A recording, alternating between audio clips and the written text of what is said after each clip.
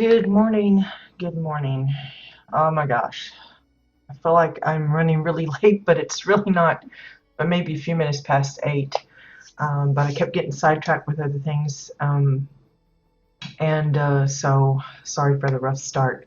But it is a new week, and that means new projects, another weekly house tours, and of course we are getting closer and closer to the end of the month, which means we have the CBDC showcase very soon.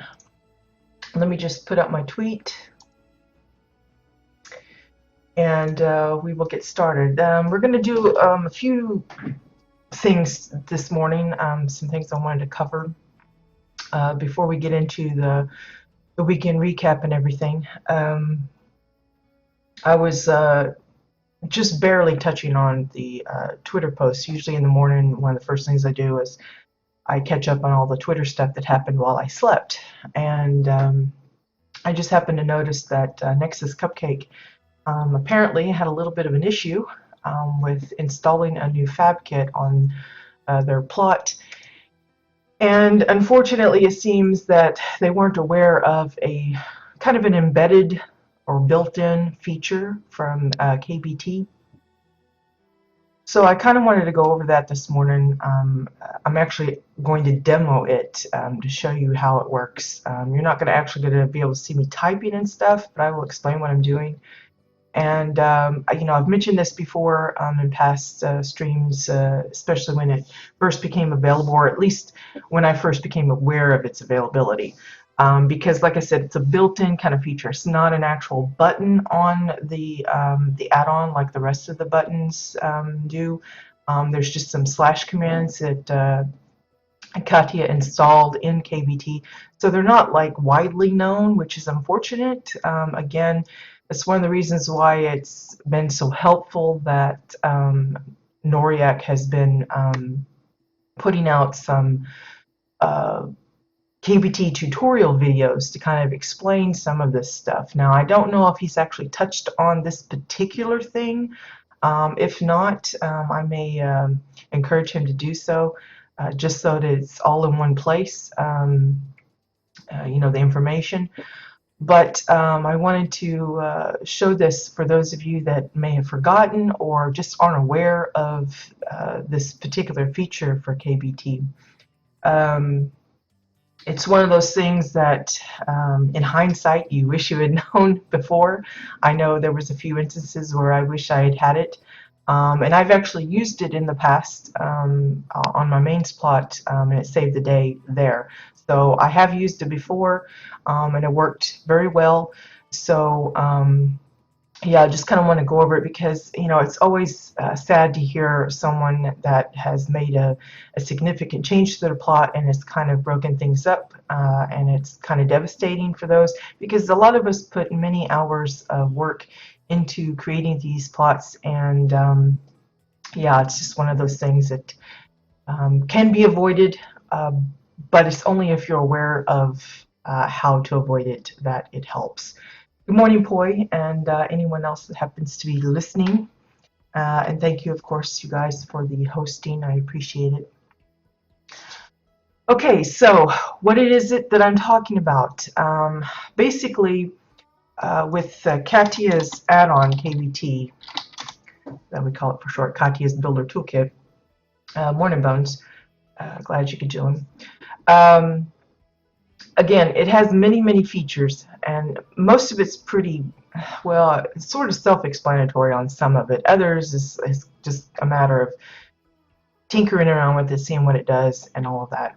As I've said before, if you're going to be messing with a feature that you've not tried before, do it on a tester plot. Don't do it on your main or an important plot or one that you've been working on for ages, just in case. And of course, whenever you're doing something, anything significant to your plot, always, always, always set up a kind of a save all type of thing. Basically, I'm on Parsnip's plot, by the way. What I did is I just set up a new set manager, set thing, and it just said save everything that's on the plot. So there's like over 2,000 items that are sitting here. Once you make the set, do a /reload UI just to make sure that the information is saved on your drive. And then you're good to go, kind of, you know. If something really borks or doesn't work out like you plan, you can always just create everything and then place it all later. But let's just pretend that this is a full-fledged plot, everything's placed. And in this particular corner, say I've built up a structure and we're going to just slap down some sample pieces. I'm not actually going to make anything significant here. Just, again, this is just a demo of how this works. So say I've got, I don't know, a little house here, or I've built up some landscaping, whatever it is. I'm just going to make this little string of walls. It just happens to be something that I have in my crate, and it'll be a good visual to help you guys see what I'm talking about. So say I'm standing here by the bunker house and I want to put a fab kit here. There's no fab kit there currently, but I have some decor placed down. Maybe you're not sure where the fab kit is going to hit,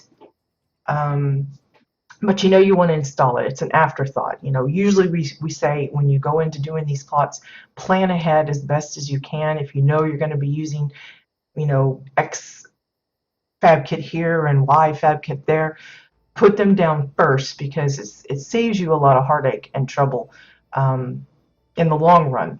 But maybe a new fab kit comes out and you decide, oh, that fits better for this particular theme, I want to switch it out.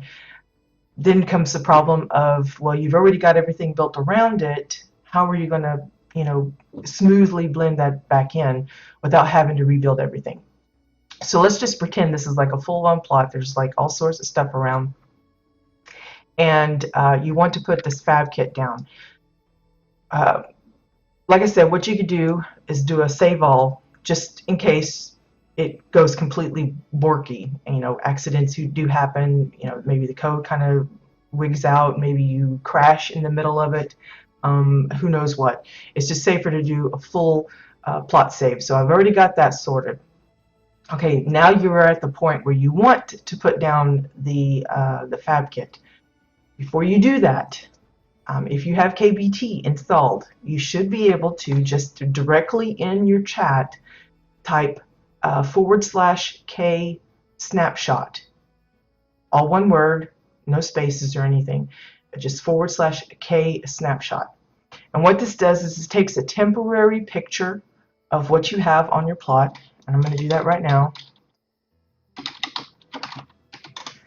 And I think the snapshot is just existent for,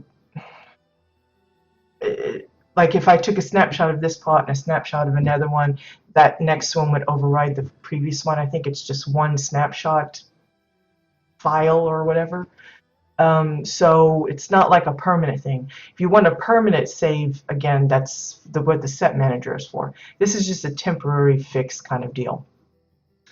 A one-off or whatever you want to call it. So I've done my snapshot, and then she always suggests that you do another /reload UI so that the snapshot file is actually saved to your drive. So we're going to do another reload UI.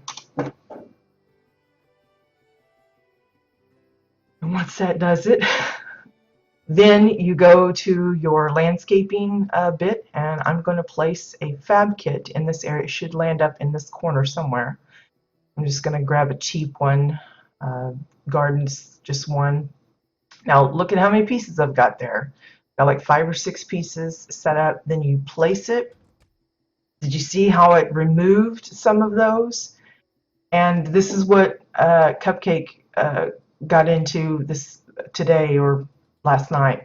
They went to place a fab kit, and a big portion of their custom build went out the window.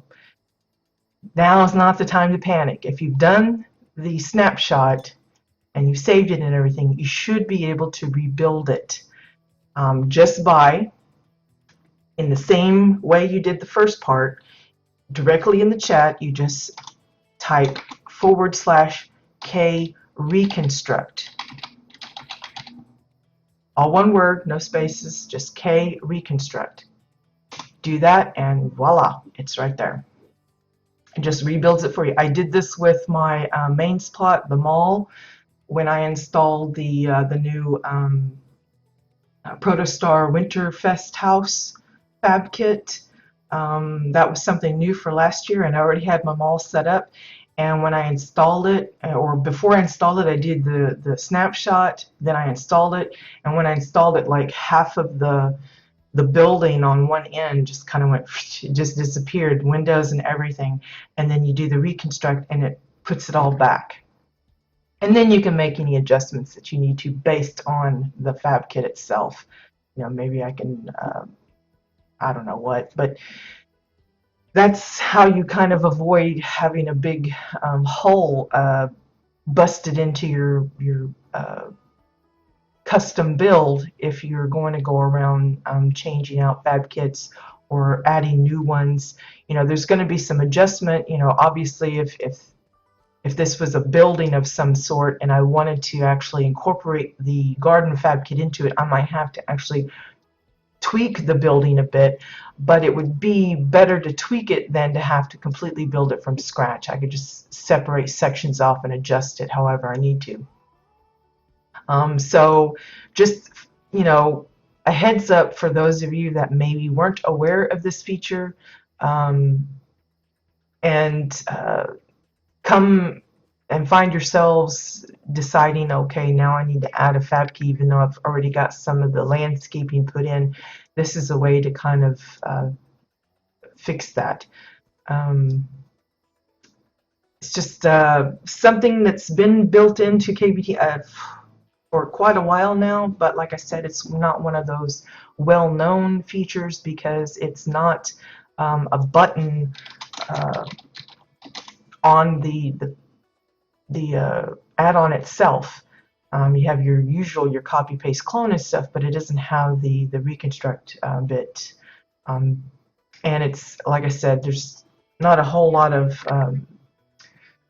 tutorial videos and that kind of thing. I think she mentioned it in her main thread of discussion on that, her add-on, but a lot of people don't go through all of those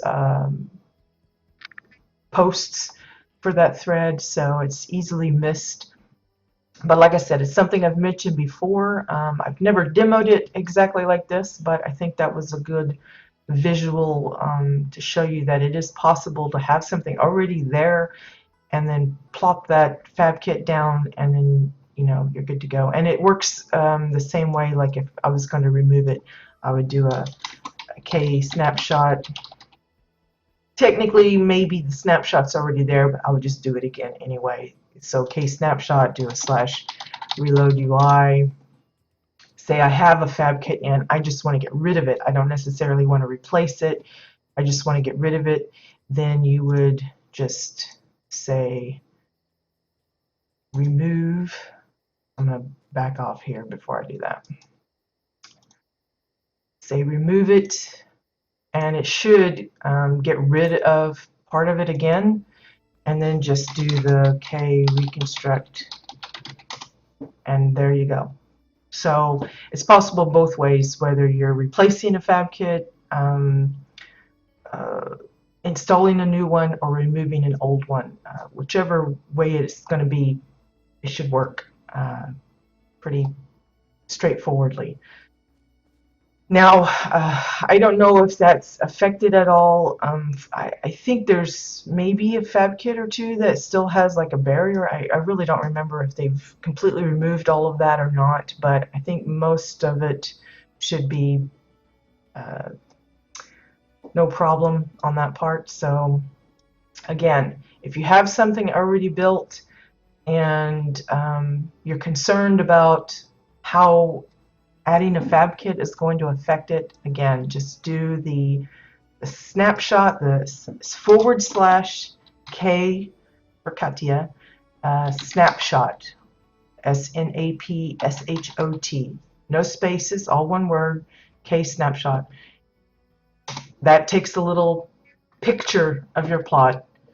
Do a / reload UI just to make sure that the snapshot has taken. and then make your changes. So again, just going to do the teepee garden, and you'll see that it's removed some of what I had placed. Once it's complete with adding in the fab kit, then just do a /K reconstruct. That's /K as in Katya, RECONSTRUCT, reconstruct. All one word, no spaces, and it'll rebuild it for you. And so it's very, hopefully it's not something you have to use a lot of, but it's nice to know it's there if the situation arises that you need to do it.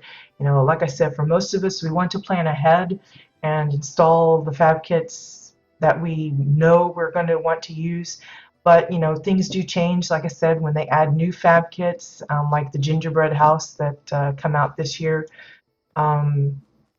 Some people may have a winter plot already in place with everything there, but want the fab kit installed in a particular spot, and it's going to disrupt what they already have. And this is one way to kind of ease that back in without losing all of the work. You know, again, not knowing how big the fab kit will look and everything, there's bound to be some adjustment made, but at least you don't lose everything. You can just kind of plop it right back out there and then just kind of make your adjustments as necessary. So I hope this helps someone that has been faced with this issue. I know it comes late for already, you know, late for those that have already been affected by something like this. And of course, it's not like I can mention it every single time we stream, but when I saw Nexus Cupcakes tweet, I thought, okay, it's a good time to remind folks that this feature is available, has been for a long while. It's just a built-in kind of thing that's not widely known, I guess. So if you belong to a group of friends and folks that are heavily into housing, spread the word that there is an actual way to kind of avoid losing a big portion of, you know, don't have a hole in your plot when you add in a new fab kit. So it's really something I think folks will appreciate if they know about. Good morning, Faye. Glad you could join. So let me switch back to Carrot. I had to be on this one because you have to have access to the stuffs before you can change it out. I wish that our alts could do that on other alts' plots, but you have to have the owner of the plot to be able to mess with the stuffs. Let me just, oops, what is that? Crazy thing. Just ignore that. Apparently I removed the quest and it's telling me to add it in. Okay, so next up is we're going to talk about, let's see, first we're going to visit Mini Stabber's plot. For those of you that haven't seen the new gingerbread fab kit, Mini Stabber happens to have one on their plot, and I thought it would be a good opportunity to show that. You can see they have this strange little trail of presents that I actually followed. I was like, what have they got these presents out for? And it leads to like a little trap here. I guess you become dinner for somebody. Anyway, the fab kit is over here. You can see it's rather large. Comes fully decorated as you see it. All the candies and trees and snow bits and even the walkway here.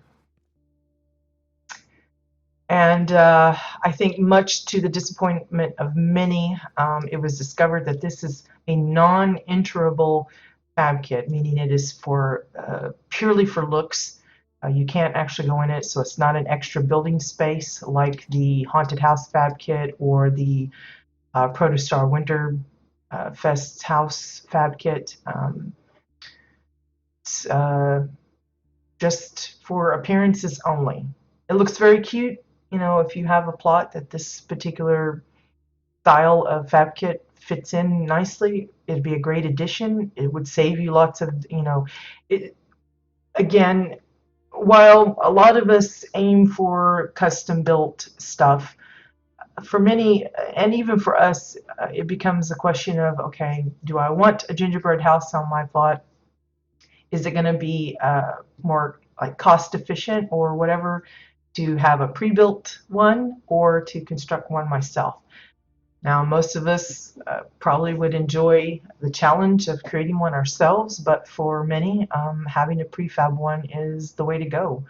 Um, you could have this one. I mean, if you're wanting like a little gingerbread house village or something, you could pretend this is like the town hall of it, and then have some smaller little gingerbread houses in the village style, and you can build those, but it saved you a lot of pieces to have to build this one when it's already comes as is. So it's just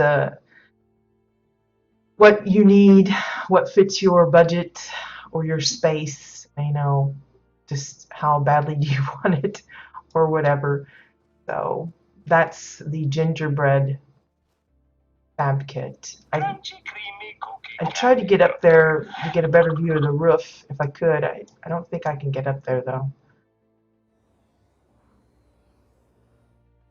Let's see if I can sneak up via the candy canes here. Oh, wow, I made it. I cannot believe that. You can see you can actually get inside the chimney, like a little crow's nest up here or something. But you can see just how huge this is.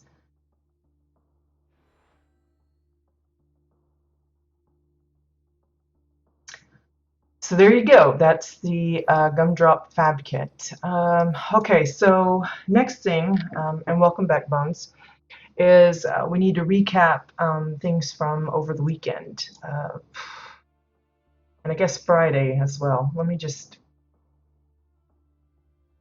switch this so I know which one I'm having to look up. I can't remember which ones you guys have seen up close and which ones you haven't. I guess it'd be the snowflakes that you haven't seen, the gift, and yeah, let's just go to my mains plot first, I guess. We'll go over what I used and everything so you guys can see it, and then we'll work on a new project for today's Advent. Can't believe it. We're already on what, day 19? Goes by fast, folks. Goes by fast. Okay, so a couple of them are here inside the candy building. For those that have been watching me kind of add some stuff, this used to be the Shades Eve party room. This is actually the Haunted House Fab Kit. So I've had to light it up pretty brightly to try and combat the haze that is naturally in this particular fab kit room. So that's why everything up close it looks really bright, almost blinding. So I've tried to tone it down by using the red stripes. You can see I've added a door. I've just basically blocked off this whole upper area. Partly that's, well, I should say mostly because I'm already so close to the limits, not only for the placed, but also for the owned. I've already purged a bunch of stuff. Like I've done that like 3 times now since I started tinkering with it. So it becomes a real challenge. If you want to, there's a lot of like Shades Eve decor that I'm not currently utilizing, but I don't necessarily want to delete it just to make room because it may be stuff that's a little tougher to get a hold of, and keeping it on hand, and then when Shades Eve comes around next year, I'll have a head start and be able to use some of those items. So it's a tug of war kind of thing. That's one of the reasons why I've really wished that they would consider, even if they don't want to increase the decor placed limits, that I would love for them to up the storage space at least, make it, double what it is, or just make it unlimited, because it's not like it's not you're like replacing that, you just have a it's just storage. So yeah, it's one of those things I've been fighting for a long time on this particular character. So anyway, the door itself is just ice rock blocks for both the handle and the icing, and then one of the new gingerbread plain walls. I could have used the door, but I wanted to see if I could make my own sort of out of some of the pieces, so that's what I come up with there. Same way with this, I made a new painting. I've got a arrangement of different kinds of sweets for the subject of the paintings on the wall, and I added this one yesterday. It's my own version of a wrapped candy. Um, for the gingerbread stuff, there are like the skull candies that have some similar look. But this is just made out of Arctera decor. It's the ice rock obelisk for the round centerpiece. Let me try and get this down so you can kind of see like a big spike of ice. And then for the sides is the ice rock wedge. And you get both of these items from the Soul Frost vendor in Arctera. I think one costs like 2 Soul Frost, and then the other one is like 5 Soul Frost. They're really cheap. And if you're just looking for something simple, this works really good. I just saw the one. I happened to be running through it, the AH, looking for other stuff, and happened across the wedge. And I thought, huh, that looks like, paper, little crimping. And I thought that would work really good for a candy. So there you go. So yeah, the wrapped or unwrapped gift, I should say. This is not heavily custom, but there is some kind of funny ideas for it. First and foremost is having the box open means you not only have the box itself, but the lid. So it's basically 2 boxes. The gift humble version, it's 2 of those, and one is just sunk down into the carpet there so that it looks like it's just the lid. I actually should lift that up a little bit, but when I had it just on the floor here, it was a little thicker, and then I moved it onto the carpet here, and I probably need to raise that up a bit. But the idea is still there. I actually have a little, one of the little Protostar Winterfest posters as a label. I added that. The box, the open box itself, there's actually a graded floor panel inset inside to try and make it look like there's actually more space there kind of in it. And then I wanted something that looked like tissue paper. A lot of times when people have gift boxes and stuff and then they open it, inside the box is a lot of tissue paper or other crumpled fluffy bits to kind of cushion, make sure any breakables are safe. That's what I was looking for this one. I wanted to make it look like they were in the process of unwrapping the gifts, so there's tissue paper still there. I thought about maybe putting some of it on the floor itself, but I thought it might look a little weird, so I just left it in the box. But the tissue paper is actually just a bunch of ice cap mushrooms. These you buy straight off of the housing vendor. I'm mainly using the top one, but you'll probably see a little bit of the others.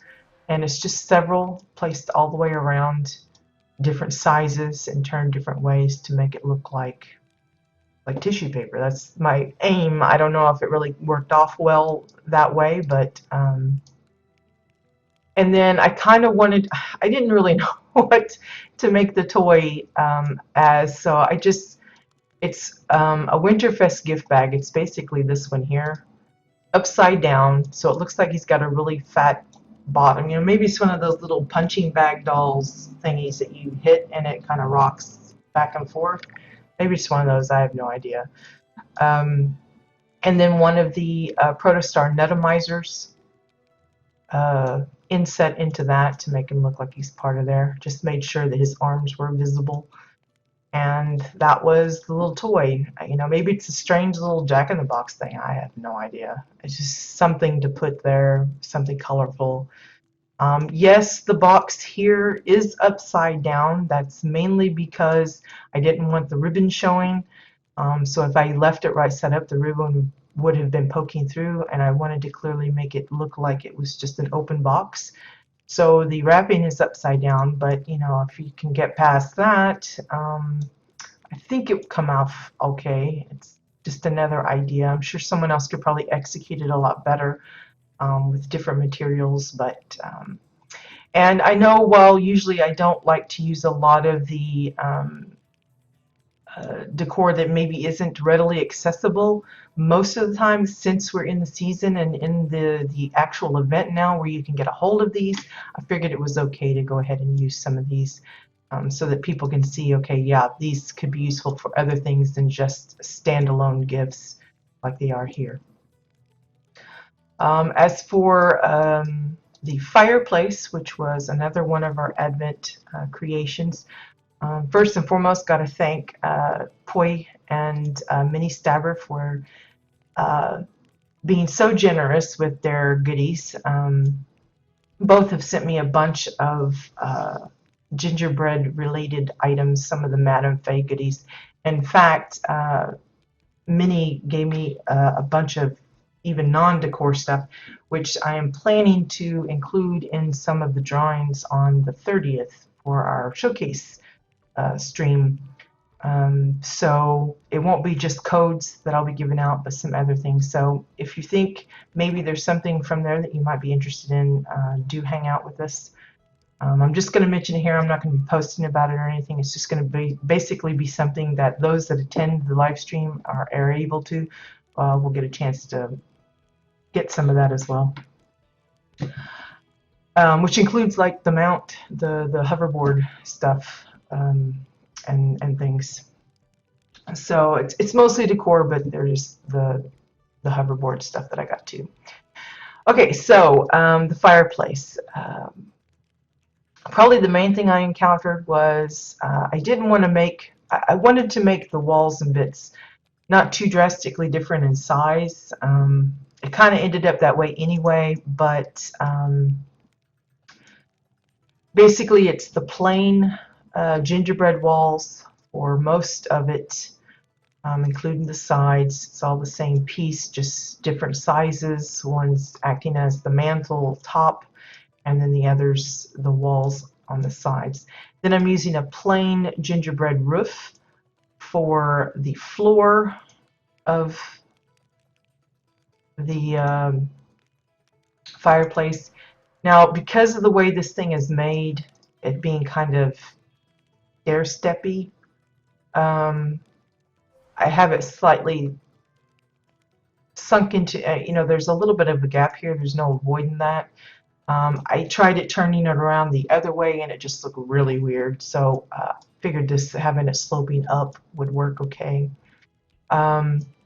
This back part here, which actually is visible all the way through, you see the candy there? That's just the door. Can't really show it since I've got it linked up, but it's the gingerbread door, the decorated one. Let's see, I don't know if I have another one in here. No. But I'm sure most of you probably know it's like got two strips of icing down.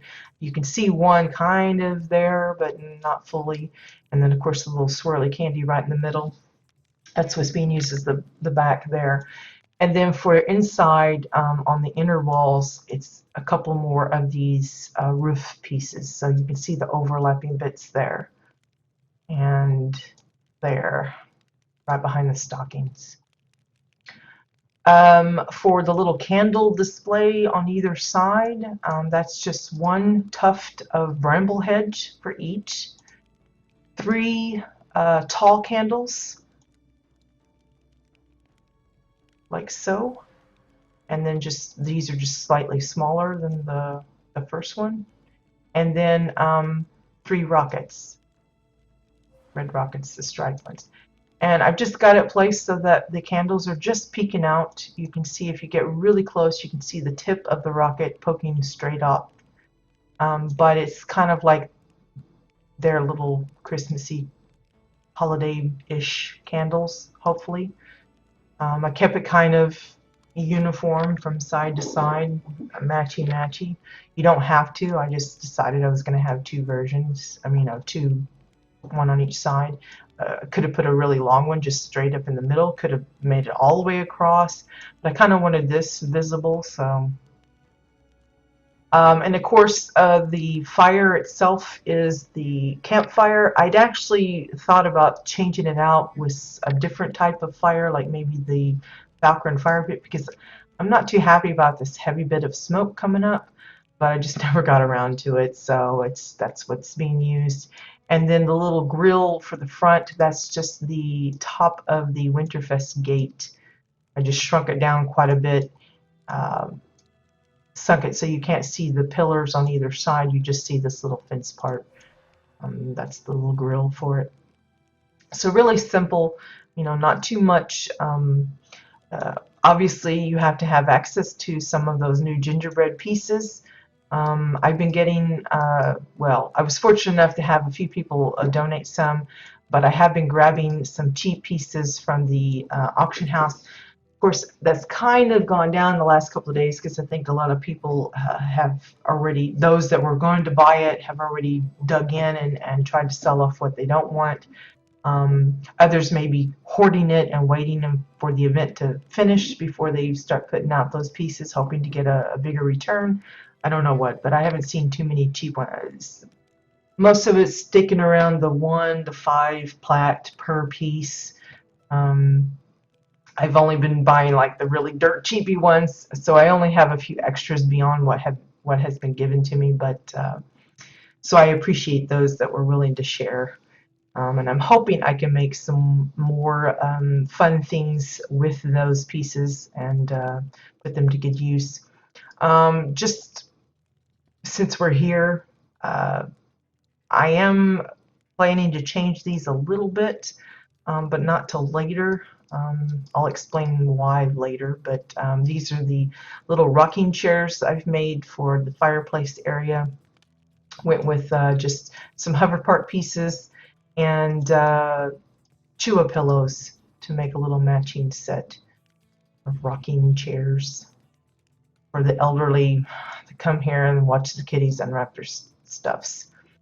I think that's all that's new that's been added, so I haven't really been working here too much. I've been focusing on the Advent stuff mostly, so. Okay, so let's see.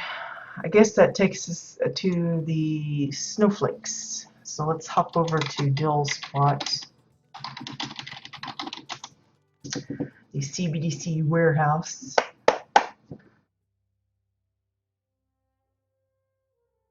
Again, I'll be opening this particular plot for a short time, just before the showcase, and I'll leave it open for maybe a week or so after. For those that want to come and see like the mounts and the sleigh up close. And of course, if you want to dig around in the bunker part, you're welcome to do that too. Kind of a mess down here, but it'll be your way of getting up close to it. So the other thing I did was the snowflakes, and basically they're just completely made out of fence posts, white picket fence posts. I don't have the second one up. I actually didn't want to craft double the amount, so I just made one. I saved the set, and then I made a different one, saved that set. So you can just look on the Twitter pictures and stuff to see the other version, but I kind of preferred this one, sort of. It still feels like it's missing something, but I'm not quite sure what. But basically, when you're doing like a snowflake, you could like look up some ideas by Googling if you want. But I think the main thing is, and this is one of the reasons why I did the second one. The other one was the first one I did. The first one I did was like It was basically, I started with a plus sign, and then I did the 45-degree angle ones, like an X. So it was an X and a plus sign, and basically that gives you 8 points. But I got to looking at some Googled pictures of snowflakes, and most of them are primarily 6-point. So that's why I switched it to this one after I saved the copy of the first one, and decided to go with the 6. So it's basically an X with a line down the middle. There are some smaller arms, if you want to call them, points or whatever, but the main focus is the 6. So maybe keep that in mind if you plan on making a snowflake pattern. I think the majority of them are 6-point, but it doesn't mean you have to make it that way. You can make it a 12-point if you want, I guess. Just whatever you do, it's all about keeping it very mirrored. Whatever you do on one side, make sure you do it on the other, or top, bottom, however you want to divide it. And because it's like a kaleidoscope of shapes and lines and everything. So the more you can mirror it and keep it as close to each other as possible, the better. Obviously, with using the crafted version of the white picket fence post, there's going to be some irregularities because the post itself is kind of misshapen, sort of. So you'll see like some things overlap in some instances, and others it doesn't. There's probably some misalignments here and there, but I did my best to get it pretty close so it looks somewhat uniform. But now if you want to splurge and get the fence post from I think it's the Spring Decor pack, you might have a better result, just a cleaner result, I guess, because it's more like a perfect post as opposed to this clunky one here. But again, I go for ease of acquisition, so it was easier for me to just craft a bunch. The first snowflake, the one that had 8 points, I think it was 40 something. Let me check. I have that set somewhere here. Yeah, the first one was 40 pieces right on, and then this one here, whoops. This one here is actually 52 pieces. But I have exactly 52 posts, so I can't make both at side by side unless I crafted up another 40, which I'm not really inclined to do. But that's how I did that. Okay, so today's we're going to work on a suggested project from Poi. Poi suggested this yesterday. I actually had to look it up because I wasn't quite sure what it was. So I'm going to try and explain what it is for those of you that might be like me and completely clueless on some of this stuff. But Poi suggested we build a Yule log. When she first mentioned it, cake come to mind. Maybe it's just I was hungry like I am now and just thinking about food, but that's what come to mind, was like some kind of weird cake or something.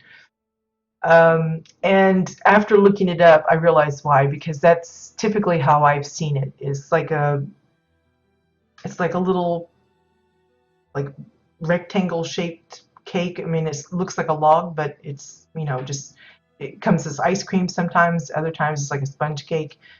And that's how I've usually seen it. They got like chocolate icing on it and make it look like a piece of wood, but it's edible. But apparently it's also an actual piece of wood. So I bookmarked a description. Let's see if I can figure out where that thing is to explain what exactly a Yule log is. Now, Yule is Y-U-L-E, and then log, like a log of wood. Apparently, the custom of burning the Yule log goes way back, like before medieval times. It was originally a Nordic tradition. Yule is the name of the old winter solstice festivals in Scandinavia and other parts of Northern Europe, such as Germany. Originally, I think the way they describe it, it was like the entire tree. It was like this big ceremony where they go out and select a special tree and then they chop it down, and then um, the largest part of it, like I guess the trunk of it or some section of that, would be placed into the hearth, and uh, then the rest of it would be I guess burned throughout the year or something, and then they always like save a part for the next one to get. It's like a whole ceremony thing. Um, but as time has gone on, I guess certain countries take it into a different way of how they do it. Like I said, it started out originally it was like the entire one. Um,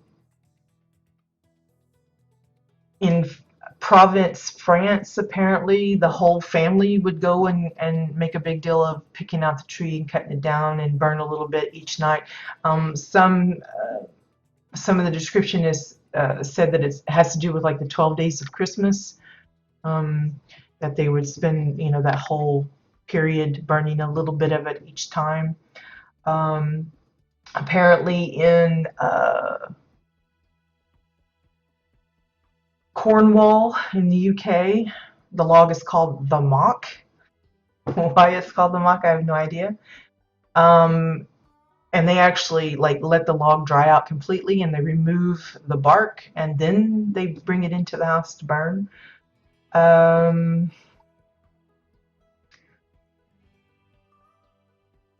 But the custom of the Yule log apparently spread all throughout Europe, and different kinds of woods are used depending on what country we're talking about. So, like in England, oak is traditional. Scotland, it's birch, and France, it's cherry. Some of them even like add stuff to the log to make it burn differently. Hey Dan, welcome to the show. Glad you could join. But like they'll put like wines or like table salt. Table salt makes it like burn yellow, and other things will make it burn green, and all of that has special meaning as to what color you want to show and blah blah blah. But also it's become a kind of a thing, having the chocolate Yule log, and this is what I'm more familiar with. Is it's a popular dessert. According to this, it's traditionally eaten in France and Belgium, but I know it's in the States as well.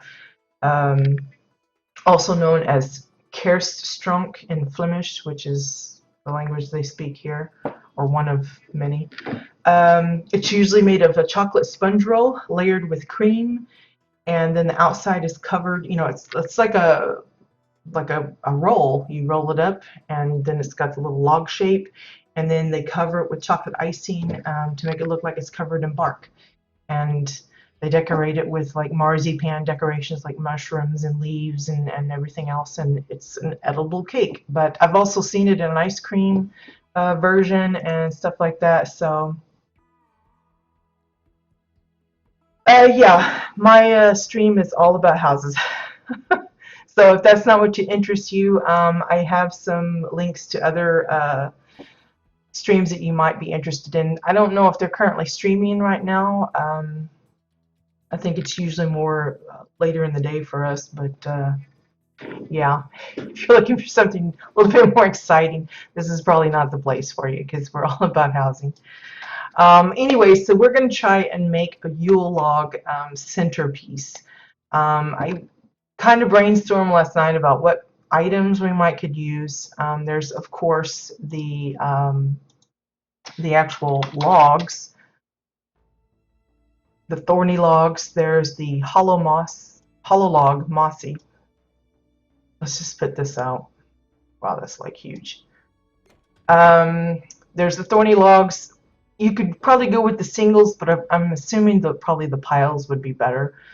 So let's just grab a brown one from that. And you could probably use 2x4s. I've made a kind of a log from that before. Let's see.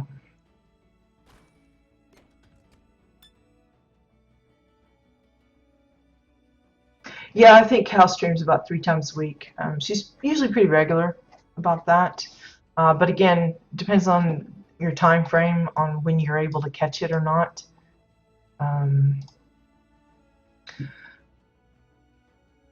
Yeah, I probably should remove Maximus's on there. I think Jamstar Jupiter does some streaming. Not all of them are exclusively WildStar, so it's kind of hard to maybe catch some playing this particular game. But yeah, I need to update that info because Maximus has kind of moved on to other things. Well, I'm in the game right now. I don't know about the others. I think Poi's popping in and out. I think Bones is at work or planning to go to work or something. Okay, so you could go with the actual Mossy log if you want, and just use that as the starter for your centerpiece. The only thing about it is it's hollow, so if you're going to be putting anything on top of it, it's liable to stick through. It's got some extra roots hanging, and you know, depending on what you're wanting the centerpiece to look like, it may or may not work for you, but it's possible. It's an option. Same way with the thorny logs. Again, you're going to have to size these down quite a bit to make them fit. But you can use these as well. These will be a little bit easier if you're sticking, like, say, a row of candles or something into it. You won't see it. It'll be mushed up inside there, so that's a plus. With the 2x4s, this is a little trickier because you don't want to just use a flat board. You actually want to make it look a little round. And the way I did this in the past when we worked on like the log cabin,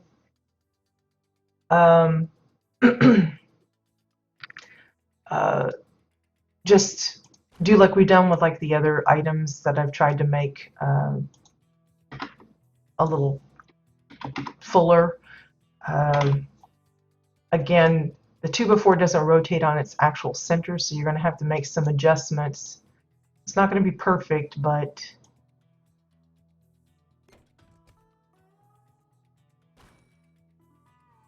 we'll get it close. I did this for the log cabin. I've done it for a few other things. I think the birdhouse on the spring plot, we used it for the post.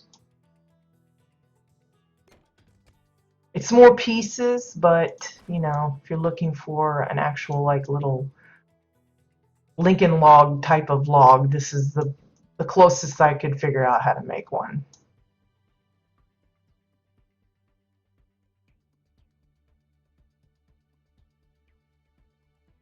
Okay, so that's a real quick example. The problem with this is you can see how long it is. Maybe you want something half that size. All right, Dan, thank you for stopping by. The problem with this is, like I said, if you want it really half that size, if I shrink it all down, then it's going to be like barely visible and not much of a nice centerpiece. So let me show you what I'm talking about here.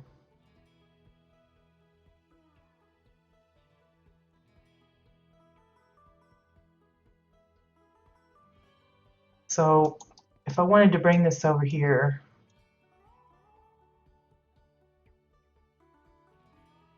I have to leave it at this size. If I shrink it, then it's proportionally it shrinks. The only option I could think of is to use, rather than the plain 2x4s, to use the metal edged one. And that would give you options as far as there's the cube, the rectangle block and the rectangle block medium. I would probably go with the medium. It looks about the same.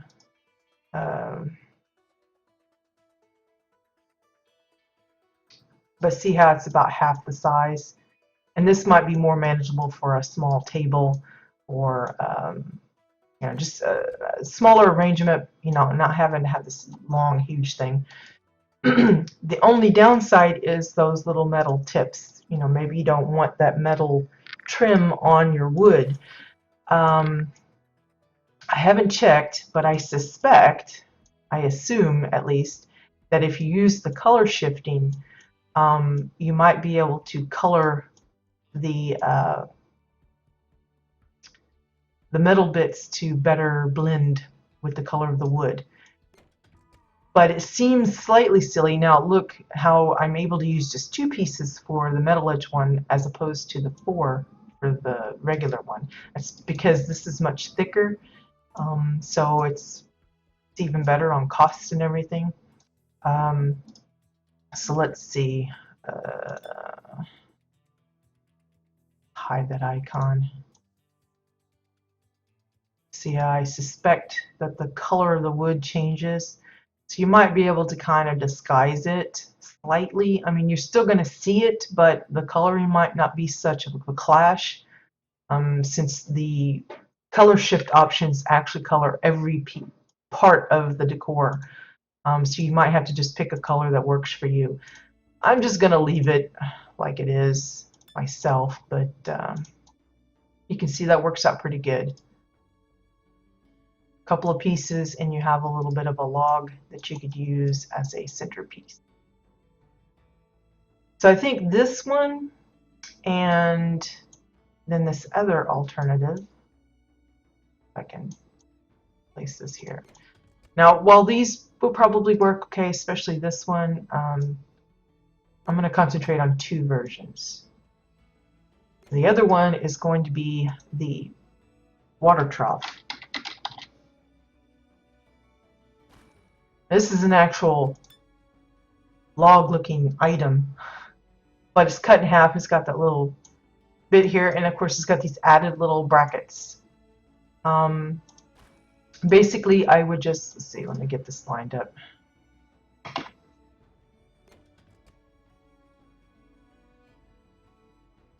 We're just going to replicate it, turn it upside down, and try to kind of match it.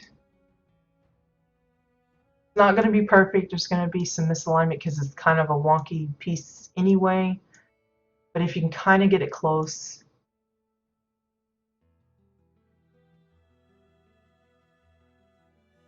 Closer the better.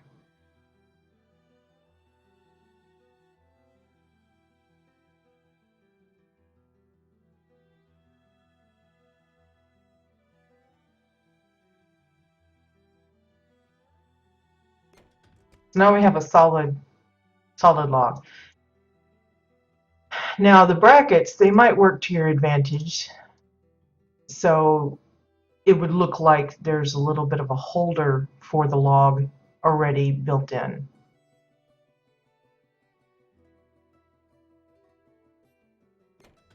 The top ones, however, might pose a problem, but if you're clever with how you cover it up with greenery or whatever, you might can get away with people not noticing that that's there. But the realism of the rings of the tree and stuff showing on the ends helps sell the idea that it's an actual Yule log as opposed to this one. This is a more simplified version of the log. So we're going to try decorating both of these and see which one you guys prefer.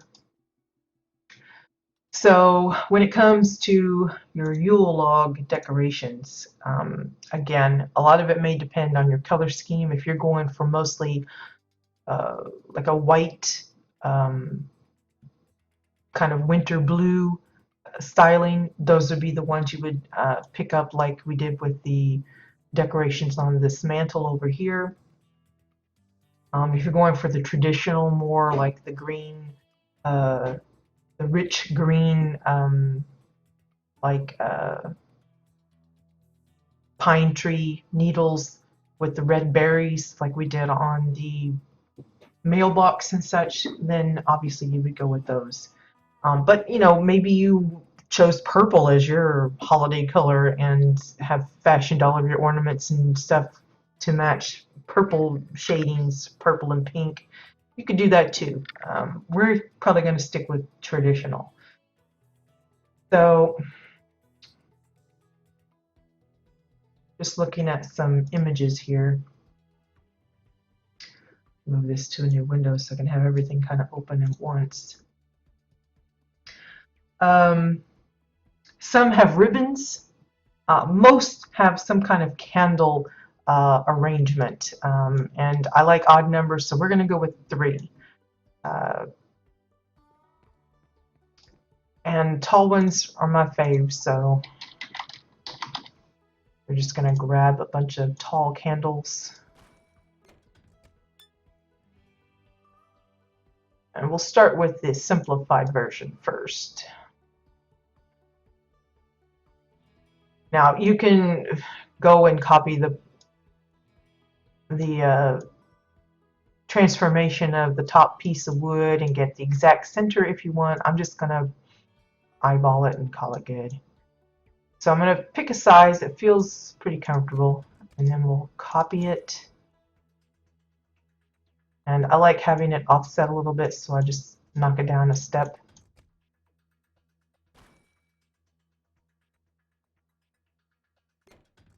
Get your spacing between the candles like you want, and then adjust them to more centered. Like if there's a bigger gap on this side than this side, then just link the candles up together.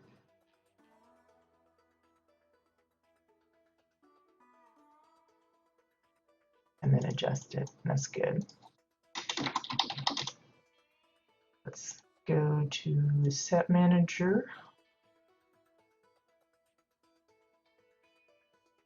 Don't think I have one already set up, so let's just call this Yule.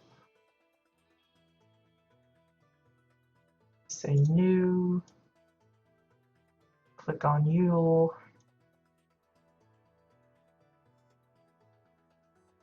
And I have the 3 candles. I'm going to place it again. Drag it over.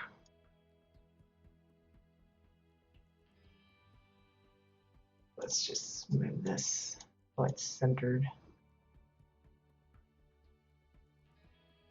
Maybe I want this one's a little bigger. Now, keep in mind, since this part is a little raised, you will see anything that sticks out from the bottom, so make sure if you're pushing the candles in that they're not poking up the bottom there, like so. Now, some have their votive candles, or whatever they call them, right close to the surface of the log. Some have them sticking up. Some go to the extreme of actually coloring them. I mean, if you want red candles, you can actually just recolor them to a pretty red. Now it shows that it's coloring all of the 2, but I don't think it'll color, it just will probably color 1. Something to do with the link sets kind of working a little oddly, so probably it's safest to just individually color them. So we'll go ahead and do the expense.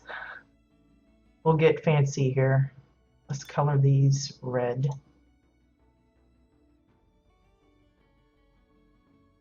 So the first thing is to find the shade of red you like. These are more like pinky. It's like almost no change whatsoever. I think we'll just go with this one. That looks all right. People are going, oh my god, you use a service token for that. I don't use them for anything else, so it's no biggie. And we'll do this one as well.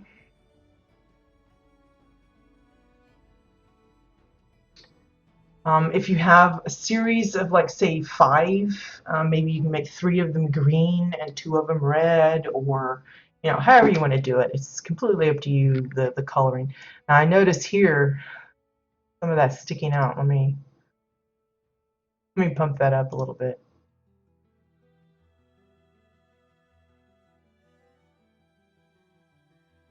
Might have to shift that this way, I think is what it is. Oh, come on, move.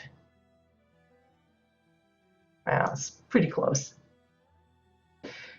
Yeah, I think doing the color shifts is the only thing I've ever used them on. I know they're usable for other things, like, I really don't know what, but I think you can do them for like changing your hair and stuff, but I never mess with that. I'm not, while I collect costumes and stuff, I don't like go berserker with them, so I don't change my hairstyles and stuff week to week or anything like that.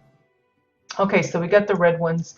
We'll leave these plain just to make it a little different. Let me shut this off.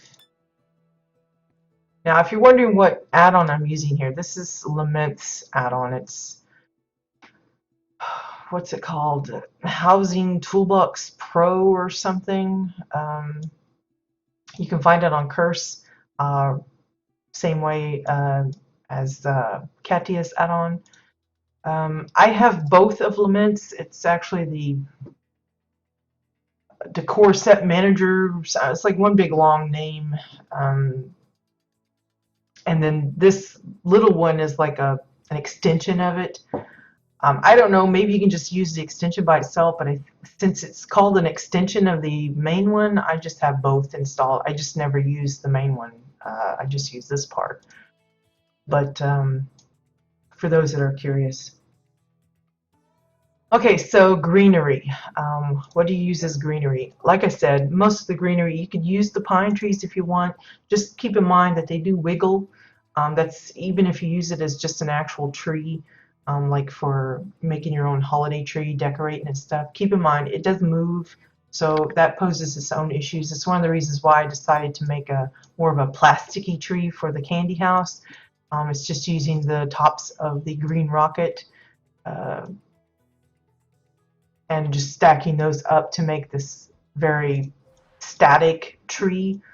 Because if you're going to go with real greenery, typically most of them move. Now, the plus side to using the brambles and such, they don't have any movement, so it's just handier for those. There are some non-root versions of the green brambles, but I believe they're either roll drops or something else along those lines, because maybe it's craftable even, I'm not really sure, but these I usually use because they're straight off of the vendor. Now if you use the blue version, the flat ones for that actually are straight from the vendor here. So you have the basic one, the green, you have the leaning version, which is a little different shaped. I tend to use the regular one because it's more flat looking. Then you have the wintry versions, crawling, and then the scrappy, which is a smaller round. And then it's like the leaning bramble hedge, the green version, but in blue. So I'm going to use this. I like the very bright green. But again, the thing you're going to have to watch for is the roots sticking out. Just how you're going to twist it, turn it, however. So probably you don't want to cover up the log entirely. That's not the idea. You just want to accent it a little bit. So maybe just a little bit of greenery on top, like so.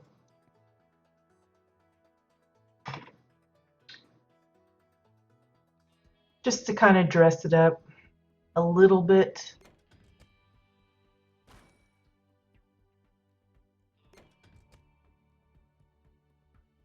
You could add some the firecracker fireworks for berries. red berries, you could use the tips of the red rockets, or the white rockets is the white part with the red tip on it. You could use the dynamite ones. Something we haven't used, I guess, yet this year is the habanero. Don't know if there's any. Well, there's the white one, well, yellow ones, but I'm thinking of these. I think it's the vase.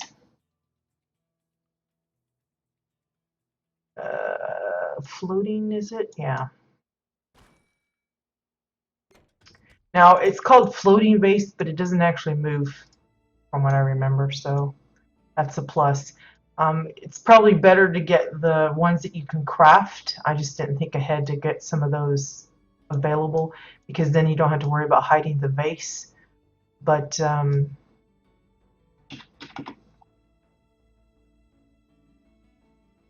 we'll just kind of make it look like the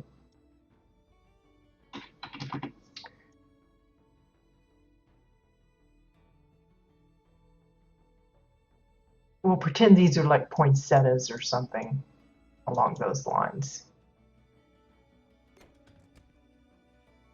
Now I could push them all the way down to where they're more flush with the greenery. I'm kind of liking the idea of just letting them kind of crawl up the candles. It's probably a fire hazard in reality, but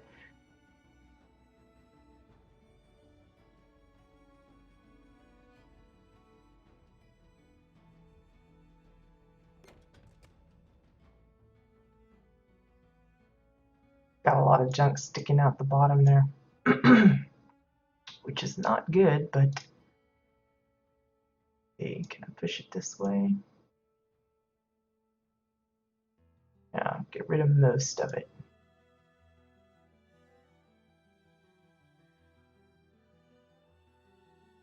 Come on. Oh, for crying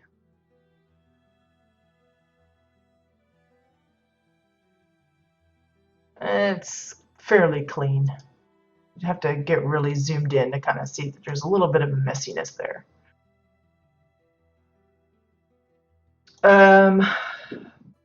There's also ones that use bows. Some use mushrooms. So if you have some mushrooms that you want to use, you could do that. Let's set this one up with some greenery here. This one can go a little bit bigger.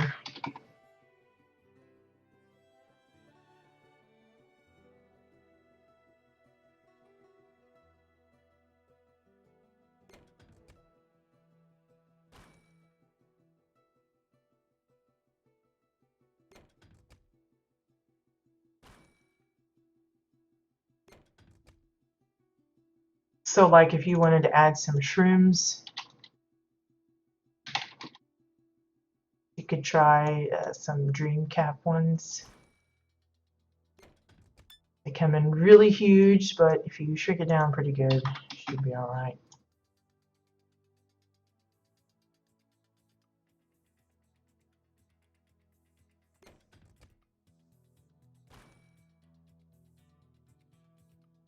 Don't forget to turn them. You don't want it all to be exactly the same. Resize them even.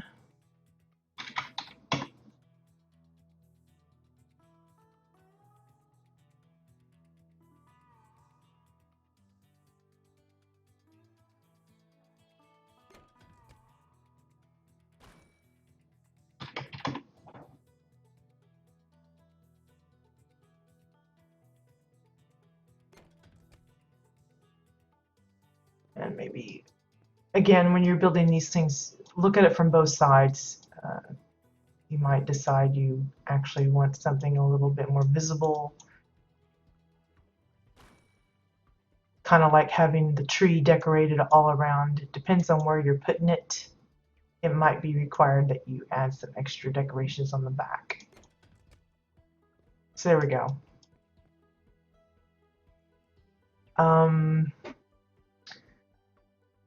Ribbons, if you can find some other, you could do fruits. like the gourds, use those. Um, Mostly, I think you want to kind of go with a particular coloring theme. Like now that we use the shrooms, maybe you want to change those out with the other brambles, the bluer ones. Or maybe it's too much blue. Maybe you just want a little dappling of blue. Blue. Let's try the scrappy one.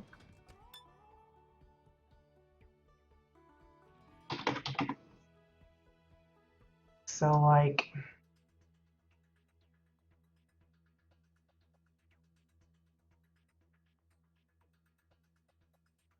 maybe you just want a little bit of it.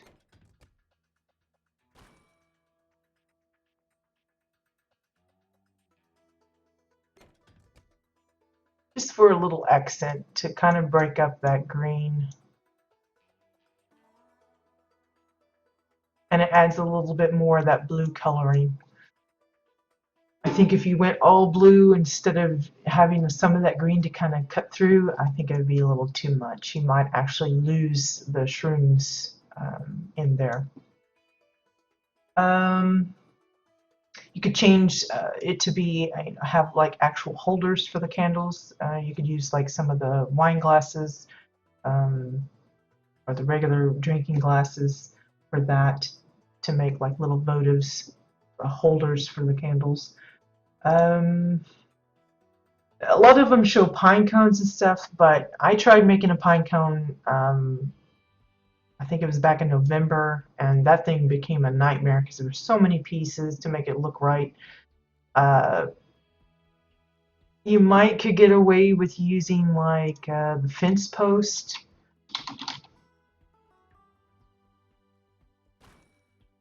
And using it'll be upside down because of how it's put in, but you might could get away with using like a giant acorn. See about 55 maybe. To add a little bit of brown into the mix.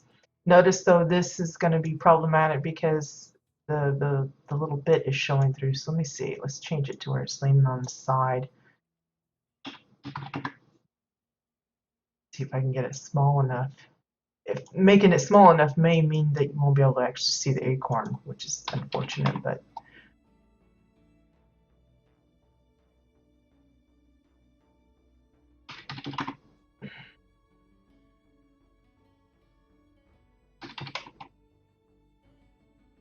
so like here you got a little bit of an acorn showing,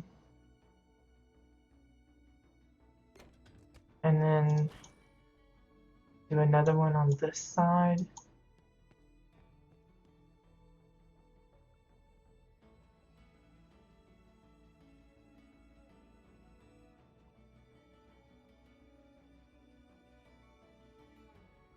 Again, it's not going to be ideal, but it's an option. It's an extra bit you can toss in, possibly.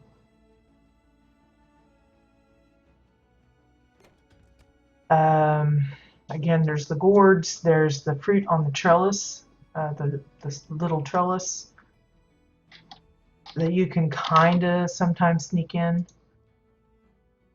I got those little gourds there. There's the habanero infused. That kind of looks like a fruit. There's the drooping gorge fruit. I think that's a craftable that you could use instead. You could add little holiday related figurines if you want. Maybe have some miniaturized mannequins and little snow suits and have them in there. You can make yourself a little tiny snowman. Use the little snow globe, maybe stick that in as the center part of the log. Trying to see what else they use. Mostly candles, greenery of some sort, plants, look for different types of plants. Again, style it to the coloring that you want. If you want to go with a more pink and purple version, that's up to you.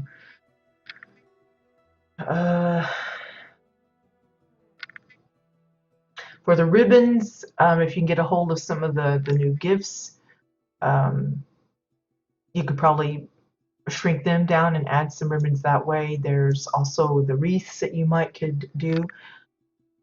Shrink it down and have a little bit of extra coloring that way. Use some of the string lights if you want a little bit of garland. Just keep in mind a lot of those move as well, so that could be a little weird.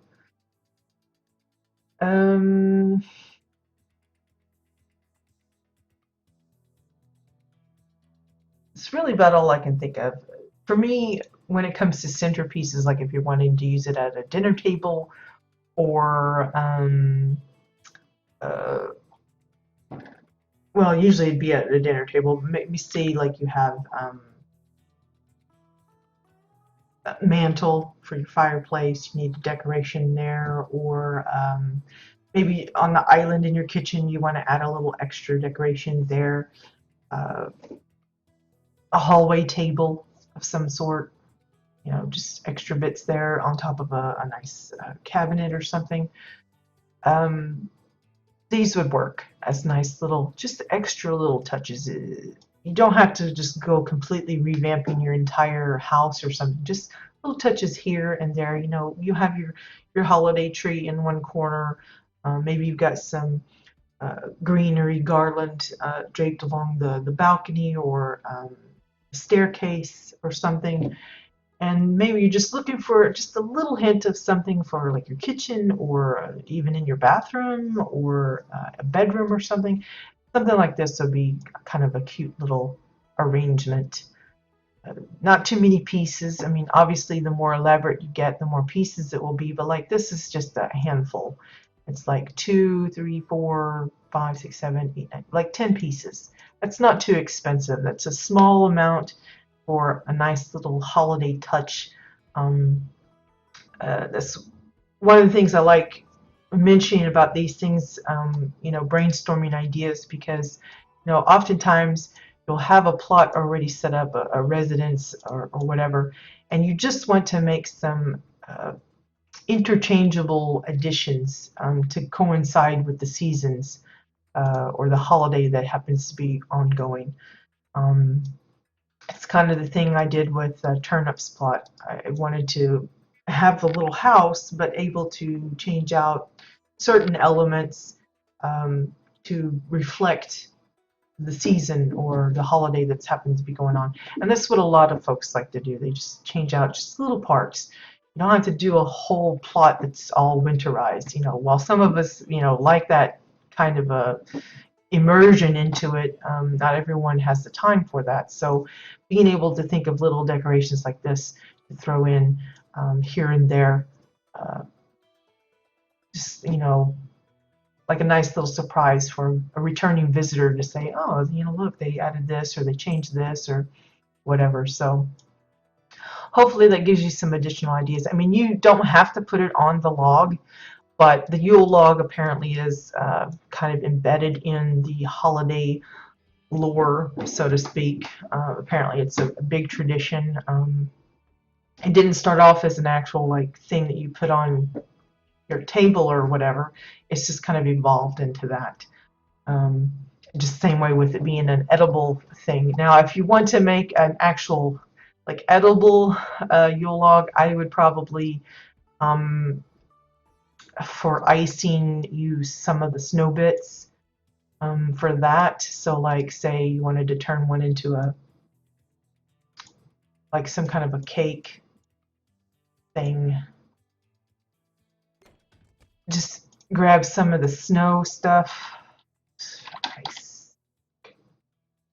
Got some of these handy, so we'll just use this as an example. And try your best to kind of fake in some like icing, I guess. I don't know if this is the right piece for this, but have fun at your meeting, Bones.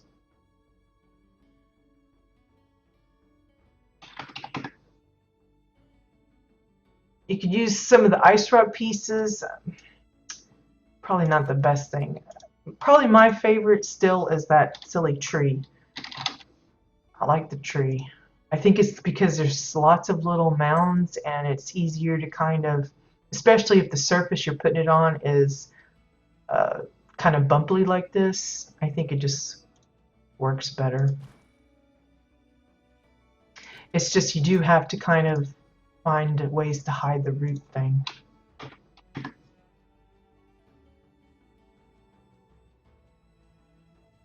See how much more natural that looks as opposed to this. This has like solid shape edges on it, whereas this looks like just a little wad of stuff. You can make it as, you know, thick and gooey as you want.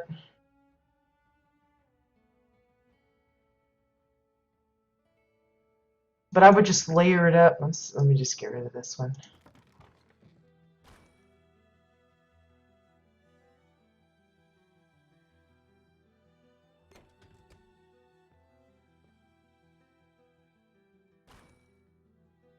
I would probably prefer to use this version here. I'm just using the logs because they're handy. But I would, to kind of signal that that's what it is. Actually, what I would probably do is, oh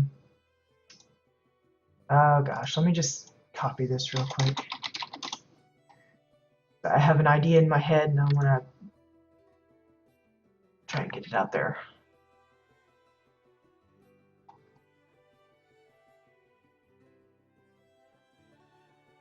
Let's move this.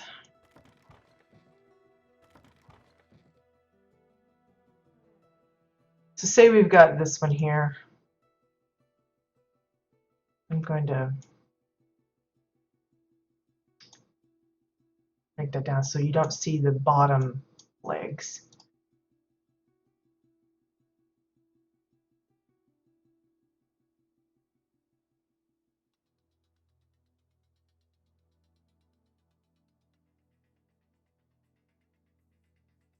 Make it look like the icing is dripping off the top there.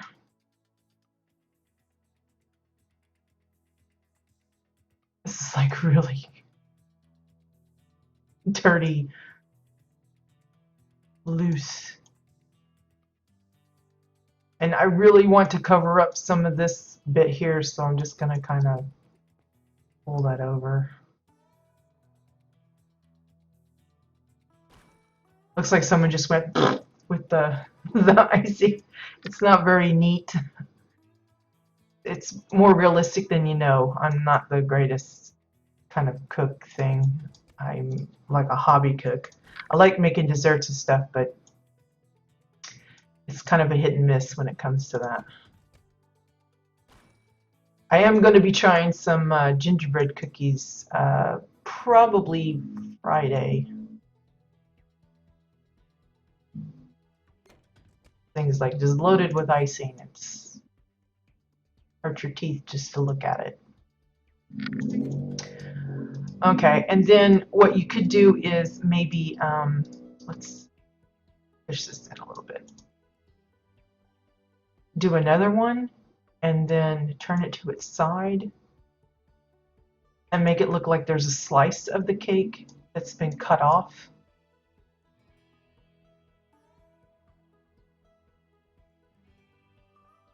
And then have your knife somewhere around. Yes, there's going to be the line there, but you know, it's just an idea of what it's supposed to look like. It's not going to be exact.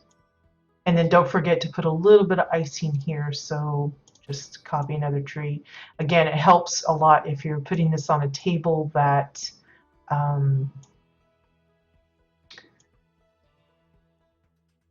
is solid, so you don't have to worry about things poking through that you don't want. If you're trying to do this on a clear table, that's going to be very problematic.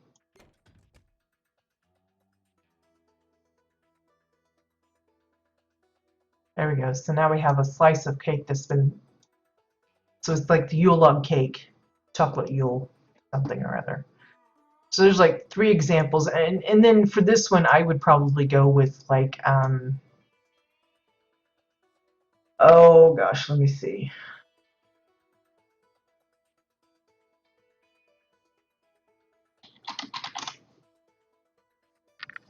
Most of them tend to leave most of the wood showing. They don't really lacquer on the icing on top like I did mine. But I kind of wanted to make it look like it was a snow-covered log, so some decorate it with a little bit of greenery, but it's more like, you know, marzipan stuff. Um, but if you're wanting to kind of keep it with like looking like food, maybe just a little, trying to see if there's any of them that's like mine. Most of them don't have no snow on top. Maybe that's the wrong way to go. Uh, my Googling skills are awful. Let's see. Yeah, because their snow is like powdered sugar that's sprinkled over top, and that would be very difficult to kind of portray on here, I think. Um, Maybe put one small little decoration, uh, like um,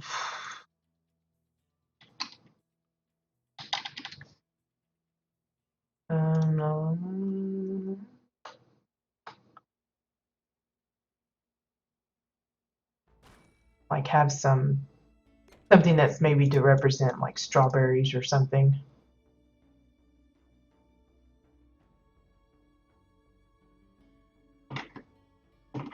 Oops, bouncing all around.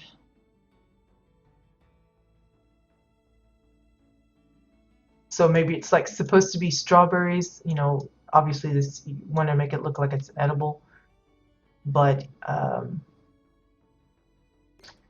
make it look like it's supposed to be some holly, not holly, yeah, holly, like holly berries.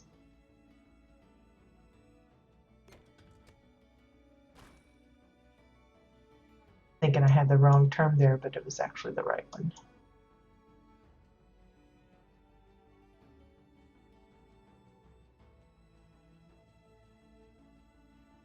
Just a really small decoration on the top.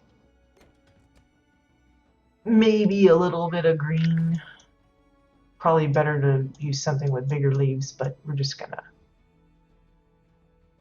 throw this on here just a little tiny bit. Like it's a little decoration on top, and then you slice it. So you have your knife, you have a little plate, and then put the little sliced piece of cake there. You could even try and maybe go to the extent of maybe adding some white swirly bits to make it look like the cream filling. I probably wouldn't go that far. I think it'd be a little tough to get that to line up just right. Because it's not like we have any hollow domes that have white edges. Maybe with the color shifting you could come up with something that's pretty silver and bright and it'll look kind of whitish, but I don't think you'd find anything that matches this nice and white. Because any of the like circle bits that we have, you'd have to tilt it, and then it'd be like wider in some places and thinner in others. You won't get that nice little white line. But it's something you could try if you want to go that far. But I think this will be enough to, you know, pretend like it's a Yule log edible cake kind of thing. So I hope this gave you some ideas. You know, maybe you've got a bakery type of thing or diner and you want to serve a Yule log dessert. This could work, and of course this could work in any room of the house really. Just the main thing is probably making sure you have something to sink it in. This one kind of, you can hide it within the log, most of it, as long as you don't push it down too far. But this one I'm fairly confident the vases and everything are really visible down below. So just some things to keep in mind. A lot of it depends, you know, the pieces you use are determined by where you're putting them, the color scheme, all that kind of stuff. So anyway, hopefully that gave you some ideas for your own versions of these. Again, you don't have to go with the traditional red and green and gold colors. You can go with anything you want. I just kind of stick with traditional colors because that's usually what most people expect. But anything goes, really. Okay, so I think we're going to go ahead and call it for today. I hope you guys had fun. I certainly enjoyed sharing these ideas with you. Again, if you have any questions about what I use, why I use it, you maybe want to ask about maybe building something similar to what I've done, and you've got some questions about how I went about it, the add-ons I use, really anything. I'm open to sharing that with whoever is curious. You know, there's really no secrets here. You could literally follow along with a lot of the stuff we build directly on the stream and be able to replicate it yourself. So it's not like I hold the patent on anything. I'm just wanting to encourage people thinking outside the box with the items, trying different combinations of items, coming up with new things. You know, here I built this birdhouse, but a lot of you were fascinated with the bird itself. That's something that can easily translate to a spring plot. Maybe you want to have a little bird nest. Um, Maybe you want to build yourself a gilded cage and have a bird pet in your house, that kind of thing.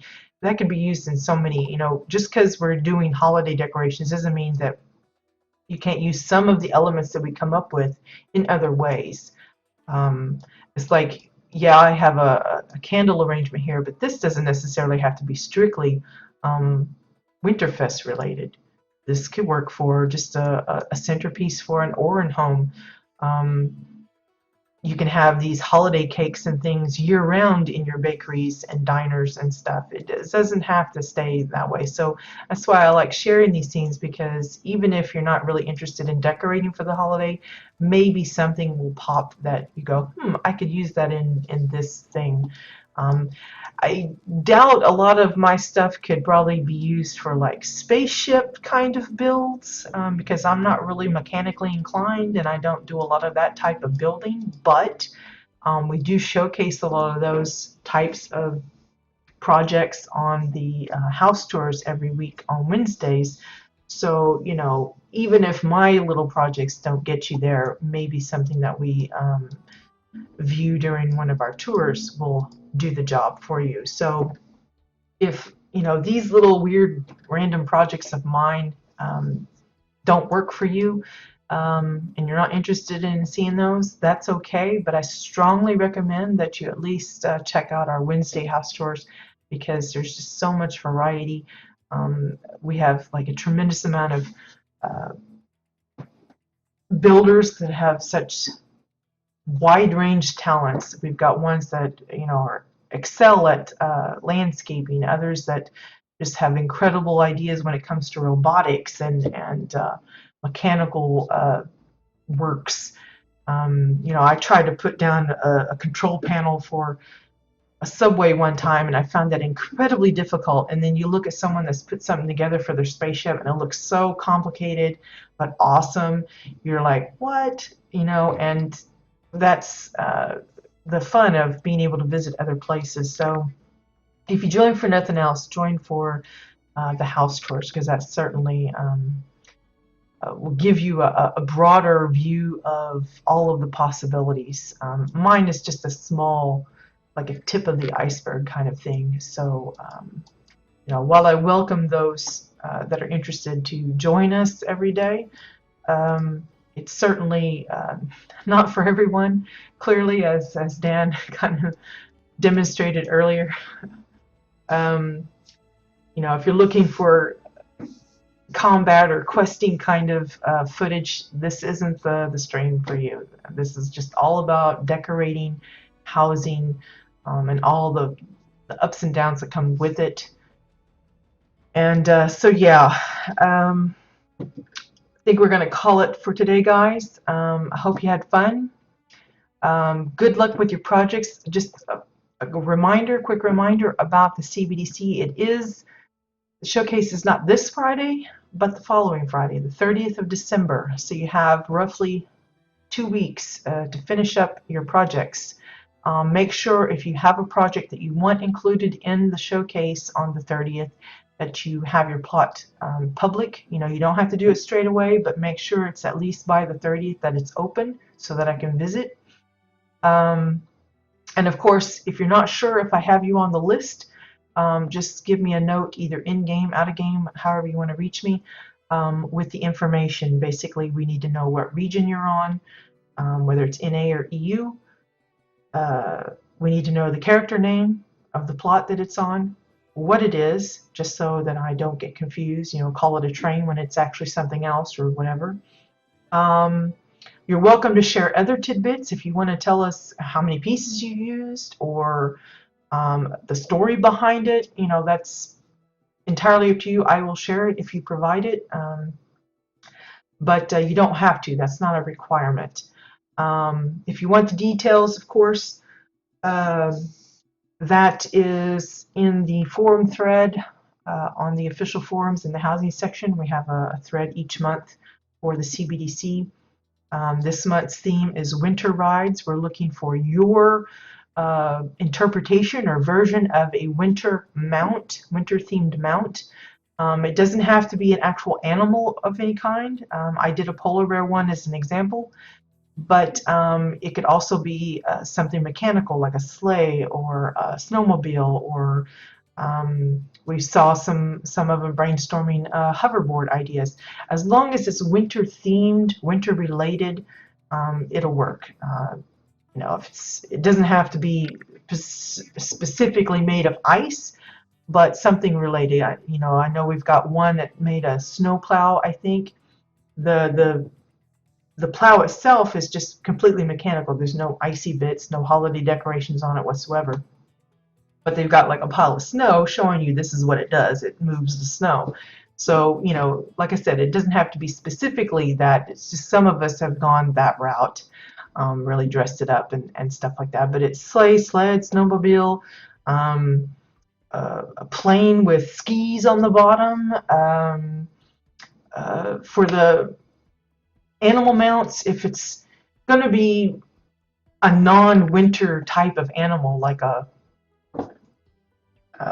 giraffe or something, then maybe you might want to kind of specifically make it of snow or of ice, a winterized version of a giraffe. But you could do a penguin, a polar bear, Arctic wolf. There's just lots of varieties. So that's what we're looking for this month. We've already got, I think, close to a dozen entries. So I'm excited to show those off. But again, if you know of anyone that might like to contribute, give them a nudge. The clock is ticking. So, I know some of you need more than a few days to put something together. So now is the time to be putting all of that to work and get me the information so that we can add it to our showcase list for next week. We will be doing another set of winter tours this Wednesday. I'm getting quite a few on the list, so we may end up extending this on into January. I'm not quite sure, just depends. But if you have submitted your home to me in regards to that, or have suggested one that you came across, I will do my best to get to all of them in due time. So if we don't finish, if we don't see yours, by the time December ends, don't fret. We'll probably be just continuing on into January. Yeah, I think that's it. I haven't heard anything about Carbine offering up like a housing competition for this holiday. I was hoping they would, but often they wait till like the last week or two. So the event just started yesterday, so maybe they will announce something this week if they're going to do it at all. If not, if you have put together a winter plot and you're desperate to show it off, and you are on Jabbit EU side, be sure and give me a poke. Now the plan is we're going to extend our tours to NA side starting in the new year. So with that in mind, if you have a winter plot on NA side and you want an opportunity to get some screen time for it, I will probably be checking those out as well, especially if we extend EU's winter plot tours on into that month. Might as well go ahead and include some NA ones as well. So looking forward to it. Lots of plots to visit. We've visited so many, and there's always more and more to check out, especially as we get new players. So it's good. We got lots to do, lots to keep us busy. So yeah. So yeah, good luck with your projects. Hope you guys have a great day, and I'll see you later. Bye bye.